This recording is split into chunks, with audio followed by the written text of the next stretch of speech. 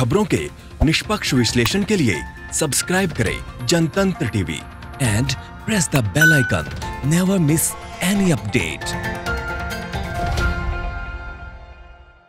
को बता दें कि नेपाल की कम्युनिस्ट पार्टी स्थायी समिति की जो बैठक होने वाली थी वो स्थगित हो गई है। इस तरह की जानकारी सामने आ रही है। पीएम केपी शर्मा ओली ने इस्तीफा देने से इनकार कर दिया है। जानकारी में यह भी सामने आया है कि ओली और प्रचंड के बीच शुक्रवार को 3 घंटे की बैठक हुई थी। केपी शर्मा ओली से प्रचंड मिलने नहीं पहुंचे हैं आज ओली। और साथ ही साथ आपको यह भी जानकारी दे दें कि एनसीपी के कार्यकारी अध्यक्ष पुष्प कमल दहल प्रचंड के बीच ये बैठक होने वाली थी। तो नेपाल की सत्तारूढ़ कम्युनिस्ट पार्टी की स्थायी समिति की जो अहम बैठक आज होने वाली थी वो स्थगित कर दी गई है। पार्टी सूत्रों ने शुक्रवार को यह जानकारी दी थी कि भारत विरोधी टिप्पणी करने को लेकर प्रधानमंत्री पद से ओली के इस्तीफे की मांग लगातार बढ़ती जा रही है और इसी के मद्देनजर आज एक अहम बैठक होने वाली थी।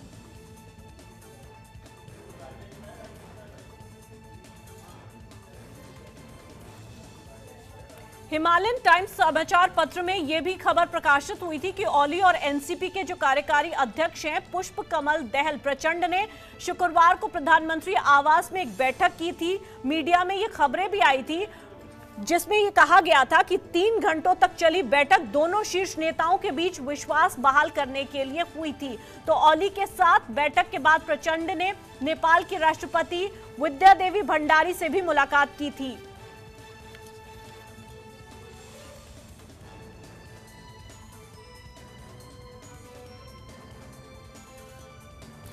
जेके त्रिपाठी पूर्व राजदूत हमारे साथ जुड़ गए, उनसे ज्यादा जानकारी ले लेते हैं, बातचीत कर लेते हैं।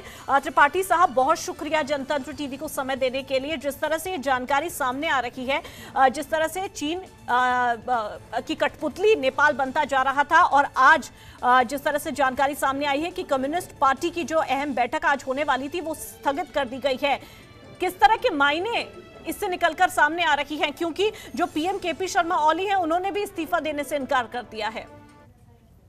अब इससे ये साफ हो गया है कि नेपाल की कम्युनिस्ट पार्टी में बहुत भारी फूट है जी। और केपी शर्मा ओली अकेले अलग थलग पड़ गए हैं। उनके खिलाफ 2 बड़े कद्दावर नेता पुष्प कमल दहल प्रचंड और माधव नेपाल दोनों पूर्व प्रधानमंत्री रह चुके हैं जी। वो दोनों हैं। और प्रचंड ने तो ये भी कहा था, ये भी पूछा था कि कैसे आखिर ओली ने ये कह दिया बिना सबूत के कि भारत इसके पीछे है नेपाली कम्युनिस्ट पार्टी में फूट के। और ये हर बात में भारत का नाम देना ये इनके लिए सही नहीं है, उचित नहीं है। और इसी चीज को लेकर के पार्टी में फूट पड़ी। यहाँ तक कि नेपाल के विदेश मंत्री जो थे उन्होंने भी ये कह दिया था कि हमें भारत के साथ सब मुद्दों को समझौते से बातचीत करके सुलझाना चाहिए, न कि लड़ाई करके एक पक्षी हो करके। तो ये अब ओली चारों ओर से एक तरह से घिर गए हैं और चीन की राजदूत ज्यादा से ज्यादा ये वो कर रही है कि वो उन्होंने प्रचंड से भी मुलाकात की, ओली से भी मुलाकात की, लेकिन कोई नतीजा नहीं सामने आया। अब ओली नेपाली संसद की बैठक जो सत्र है उसको सत्रावसान करा दिया उन्होंने राष्ट्रपति से कहकर, क्योंकि उनको डर था कि अगर नेपाली संसद की बैठक होगी तो उसमें उनके खिलाफ अविश्वास प्रस्ताव निश्चित पारित हो जाएगा। अब उन्होंने इस्तीफा देने से इनकार कर दिया और मीटिंग में भी, स्टैंडिंग कमेटी में भी नहीं आए हैं। स्टैंडिंग कमेटी की मीटिंग इसीलिए स्थगित हो गई है। ओली 2 चेयरमैन से एक है, एक चेयरमैन ओली है और एक पुष्प कमल दहल प्रचंड है जी।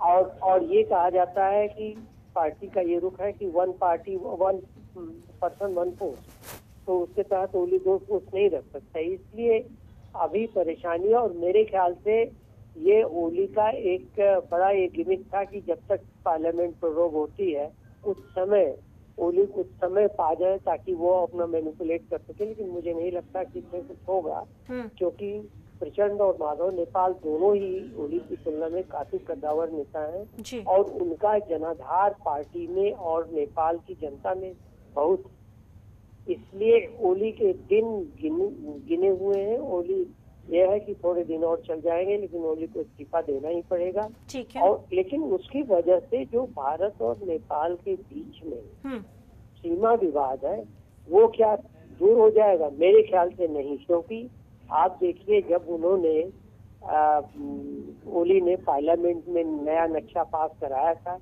तो सर्वसम्मति से पास हुआ था, किसी पार्टी ने उसका विरोध नहीं किया था, इवन विपक्षी पार्टियों ने, क्योंकि सबके लिए वो ऐसे ही मुद्दा है जैसे कि अपने यहाँ रिजर्वेशन का है कि कोई पार्टी उसमें कुछ संशोधन या कुछ नहीं करना चाहती तो वोट बैंक खराब हो जाएगा। यही वहाँ पर नीति वहाँ की पार्टियों को है कि इससे अगर ये नक्शे में सुधार की मांग का समर्थन नहीं करेंगी तो देशद्रोही माने जाएंगे। ठीक है। तो लेकिन यह कि सब कुछ मिला के ओली के दिन कुछ भी नहीं हुए। प्रचंड आएंगे तो प्रचंड ओली की तुलना में, प्रचंड या माधव नेपाल दोनों ही ओली की तुलना में कुछ कम कट्टरवादी हैं, हालांकि दोनों कम्युनिस्ट हैं, फिर भी वो भारत के साथ उनके रिश्ते इतने खराब नहीं है। ठीक है त्रिपाठी साहब, बहुत शुक्रिया जनतंत्र टीवी से बातचीत करने के लिए और ये जानकारी देने के लिए। तो जिस तरह से जानकारी सामने आई है, कम्युनिस्ट पार्टी की जो आज बैठक होने वाली थी, समिति की जो बैठक होने वाली थी, वो स्थगित कर दी गई है। फिलहाल पीएम केपी शर्मा ओली ने इस्तीफा देने से इनकार कर दिया है, लेकिन जानकारों का मानना है कि भले ही केपी शर्मा ओली फिलहाल इस्तीफा देने से इनकार कर रहे हैं, लेकिन स्थितियां कुछ इस तरह से बन रही हैं कि आगे ओली को इस्तीफा देना पड़ेगा।